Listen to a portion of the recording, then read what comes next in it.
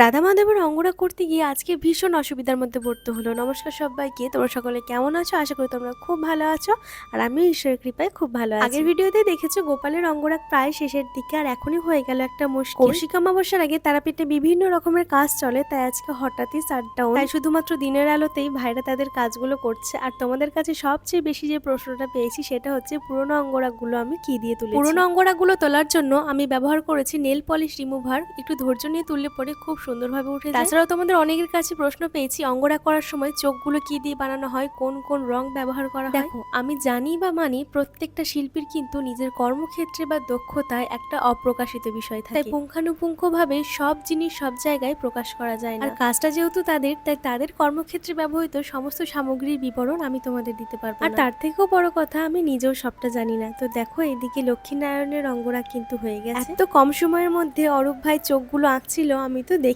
এক একটা অঙ্গরাগ হওয়ার পর ভাই আমাকে দেখাচ্ছিল, আর সত্যি বলতে হাতের কাজ এত নিখুঁত। এই হলো রাধা গোবিন্দ, লক্ষ্মীনারায়ণ আর গোপালের নতুন অঙ্গরাগ। আর একবার কোনো ঠাকুরের দিকে তাকালে আর চোখই ফেরাতে পারছি না। আমার তো এত পছন্দ হয়েছে, ভাষায় বলে প্রকাশই করতে পারছি না। আচ্ছা, তোমাদের কোন ঠাকুরের অঙ্গরাগটা সবচেয়ে বেশি ভালো লাগলো কমেন্টে জানিও কিন্তু। আর ভিডিওটা ভালো লাগলে শেয়ার করতে ভুলো না।